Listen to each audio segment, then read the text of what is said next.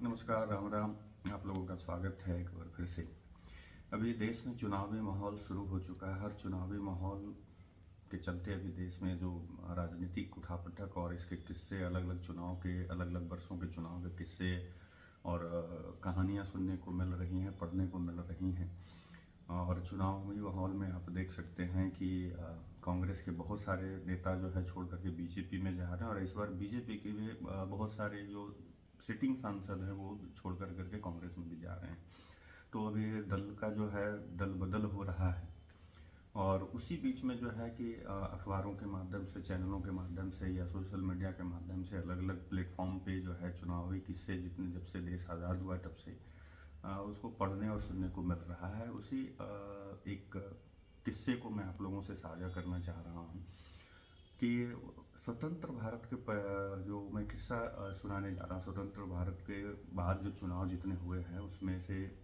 जो पहला चुनाव 1952 में जो हुआ था, और ये जो ये किस्सा उनका है, देश के पहले प्रधानमंत्री, मतलब स्वतंत्र भारत के पहले प्रधानमंत्री। क्योंकि उसके पहले भी एक चुनाव होने के पहले भी नेहरू जी प्रधानमंत्री बने थे, और उनसे पहले भी एक बने सुभाष चंद्र बोस को प्रथम प्रधानमंत्री भी कहा जाता है। तो उस मुद्दे पे हम लोग नहीं जाएंगे। हम लोग स्वतंत्र भारत के पहले प्रधानमंत्री, प्रथम प्रधानमंत्री पंडित जवाहरलाल नेहरू जी के ऊपर एक आज जो किस्सा है उसको हम लोग आपसे शेयर करना चाहेंगे। और जो मैंने पढ़ा उसको आप लोगों से साझा करना चाहता हूँ। तो नेहरू जी के बहुत सारे किस्से चर्चित और प्रचलित रहे हैं पहले के दौर में, आज भी सुनने को मिलता है अलग अलग प्लेटफॉर्म पर, अलग अलग नेताओं से, पत्रकारों से, चाहे वो विरोधी हों या उनके दल के लोग हों। अलग अलग तरह के मैंने चर्चा परिचर्चा में वो सुनाते रहते हैं कि उनके क्या क्या किस्से प्रसिद्ध थे। जैसे उनके ये थे कि भाई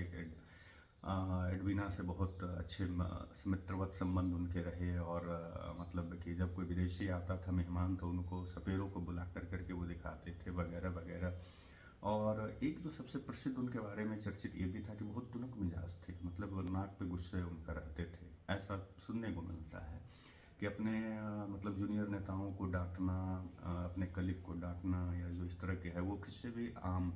रहे हैं। और ये जितने भी कांग्रेसी, पुराने कांग्रेसी हैं उनके माध्यम से इसको जानकारी मिलती है, या लोग अपने कहानियों को साझा करते हैं कि नेहरू जी जो है अपने से मतलब जो छोटे कार्यकर्ता या अपने जो कलीग जो होते थे उनको डांटते भी थे। लेकिन उसी कड़ी में जो है आज हम लोग बात करेंगे 1952 के पहले चुनाव का, जब वो एक जगह चुनाव प्रचार के लिए जाने वाले थे। और उनके जो किस्से, जैसा मैंने बताया कि हाँ उनके जो गुस्से का किस्से आम चर्चा हुआ करते थे कि हाँ गुस्सा हो जाते हैं, तो उनके गुस्से का कुविभाजन कुछ चमगादड़ों को भी भुगतना पड़ा था। वो भी मतलब जो है उनके गुस्से का मार झेले। तो 1952 में फतेहपुर में एक खागा जगह है, और वहाँ पे वो चुनावी प्रचार में जाने वाले थे और वहाँ जाते हैं। और इस किस्से को जो है जितने भी फतेहपुर के पुराने कांग्रेसी नेता हैं या लीडर हैं उस चीज़ को चर्चा करते हैं कि हाँ ऐसा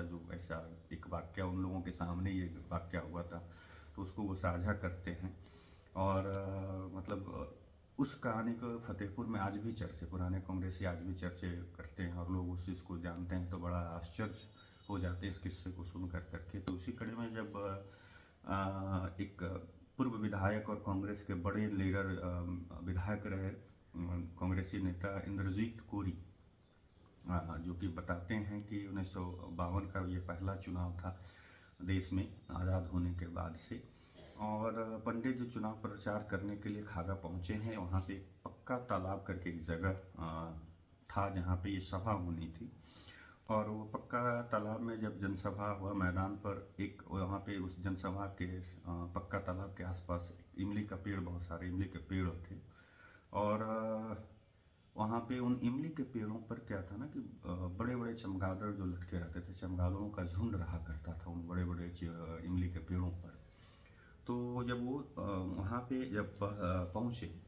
तो अचानक से वो भीड़ वहाँ पे इकट्ठी, क्योंकि जनसभा, चुनावी जनसभा में तो, और वो समय के बहुत ही लोकप्रिय नेताओं में से पंडित जी थे।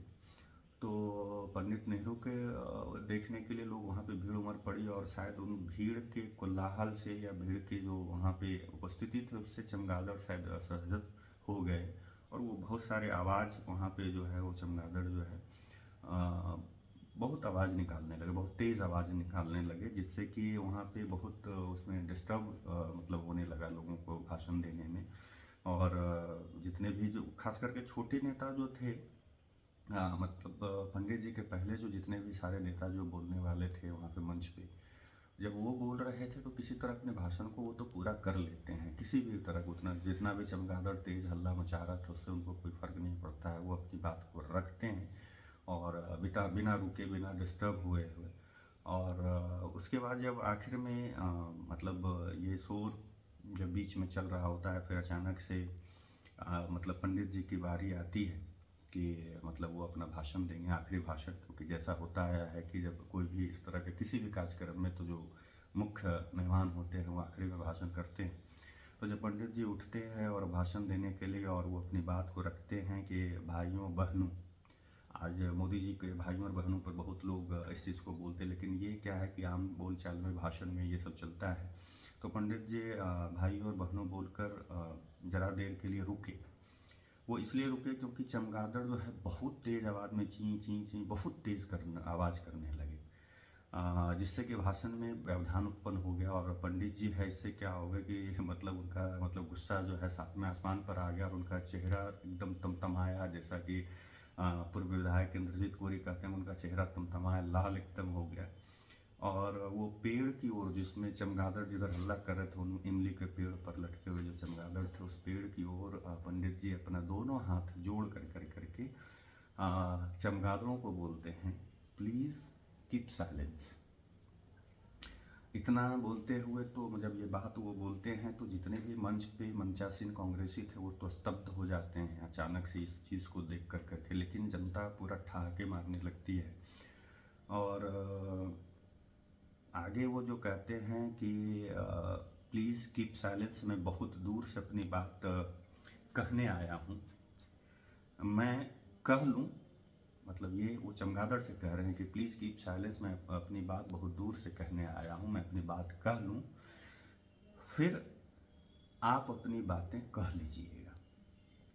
ये गुस्से में उन्होंने ये बात बोली थी। तो पंडित जी नेहरू का आप चेहरे उनका अपने इमेजिन कीजिए और उनकी बात को कि हाँ वो एक पेड़ की ओर मतलब हाथ जोड़ कर करके वो कह रहे हैं चमगादड़ों से कि प्लीज़ कीप साइलेंस, मैं बहुत दूर से अपनी बात कहने आया हूँ, पहले मेरी बात मैं अपनी बात कह लूँ, फिर आप अपनी बात कह लीजिएगा। इसके बाद जैसा मैंने बताया कि जितने भी वहाँ पे कांग्रेसी थे वो तो स्तब्ध हो गए, शांत हो गए, लेकिन जनता के बीच से ठहाकों का जो एक स्वर गुंजायमान हुआ। और सबसे बड़ी जो आश्चर्यजनक बात जो वहाँ पे घटी ये कि ये कहने के बाद, पता नहीं ये संयोग था या कुछ और था, पता नहीं, जैसा कि कांग्रेस के पूर्व विधायक इंद्रजीत कोरी कहते हैं कि अचानक से चमगादड़ जो हैं वहाँ पे वो शांत हो जाते हैं। मतलब उनके नेहरू जी के कहने के बाद चमगादड़ जो है वो शांत हो जाते हैं और जो भी कुछ मतलब अचानक से, और शांत होने के बाद अपनी पूरी बात नेहरू जी पूरे अच्छे से अपनी बात को रखते हैं। जितनी देर भाषण मतलब चलता है उनकी, उतने देर चमगादड़ कुछ नहीं, मतलब एक शोर नहीं मचाते, जो कि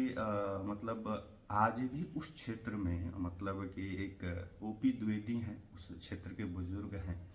और वो इसको बताते हैं कि ये किस्सा उस समय से मतलब उनके सामने ओपी द्विवेदी जी के सामने ये किस्सा हुआ था। और जैसे पूर्व विधायक तो मान के चले कि भाई कांग्रेसी हैं तो एक चीज़ ये भी हो सकता है, आरोप लग सकता है कि कांग्रेसी अपने नेताओं को बढ़ा चढ़ा करके बात कह रहे होंगे, लेकिन ओपी द्विवेदी जो हैं वो एक आम नागरिक हैं, वो खा गए, और वो उस बात को कहते हैं कि वो चर्चे उस समय से आज तक प्रचलित हैं कि आखिर ऐसा क्या हुआ था पंडित नेहरू जी ने जो कहा, जो चमगादड़ों को समझ में आई और चमगादड़ चुप हो गए उनके डांटने से। मतलब प्लीज़ कीप साइलेंस, मैं अपनी बात रखने आया हूँ, मैं अपनी बात कह लूँ, फिर आप अपनी बात कह लीजिएगा। इतना कहते ही सारे चमगादड़ चुप हो जाते हैं और पंडित नेहरू अपनी बात को रखते हैं। और वहाँ पे कांग्रेसी लोग स्तब्ध हो जाते हैं, लेकिन जिस ये जो लाइन उन्होंने इस्तेमाल किया था जिससे कि जनता के बीच में ये मतलब हंसी उठती है, लेकिन जब ये चीज़ें घटती है कि चमगादड़ शांत हो जाते हैं तो सारे लोग आश्चर्यचकित हो जाते हैं। और जितने देर पंडित नेहरू भाषण देते हैं उतने देर तक चमगादड़ कुछ बोलते ही नहीं है। मतलब ऐसा स्थिति हुआ, ये बड़ा अजीब सा किस्सा है कि मतलब नेहरू जी ने चमगादड़ों को डांट पिलाया और चमगादड़ शांत हो गए। कमाल के किस्से हैं। तो ये आज मैं ये सब पढ़ रहा था तो लगा कि आप लोगों से ये किस्सा साझा करने लायक बड़ा दिलचस्प कहानी है कि चमगादड़ों को नेहरू जी ने डांटा और ये मतलब चमगादड़ शांत हो जाते हैं। तो आगे जो है हम लोग और भी कुछ दिनों में आप लोगों के सामने मैं एक मुद्दा लेकर के आऊँगा, एक चर्चा लेकर के एक विषय लेकर के आऊँगा कि बिहार से रिलेटेड वो विषय होगा कि बिहार के प्रथम महिला मुख्यमंत्री राबड़ी देवी कैसे मुख्यमंत्री बनती हैं, नहीं चाहते हुए भी उनको मुख्यमंत्री बनना पड़ता है, और कैसे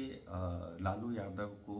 राजनीति का एक माहिर एकदम एवं चतुर खिलाड़ी बोला जाता है या माना जाता रहा है, हमें अभी तक माना जाता है। ये कुछ किस्से जो हैं मैं अगले दिनों में आपके सामने लेकर के आऊँगा। अगर आप लोगों ने मेरे चैनल को सब्सक्राइब नहीं किया तो आप लोगों से करबद्ध प्रार्थना है कि मेरे चैनल को सब्सक्राइब करें, लाइक करें, शेयर करें। अगर मेरी बात अच्छी लगती है, अभी शुरुआत कर रहा हूँ, हो सकता है कहीं बोलने में थोड़ी बहुत लड़खड़ाहट हो, गड़बड़ हो तो माफ़ कर दीजिएगा। शुरुआती है, धीरे धीरे कोशिश करूँगा कि मैं ये जो हल्का फुल्का जो बीच में अटकता हूँ, गड़बड़ाता हूँ ना हो। तब तक के लिए सभी को जय श्री राम।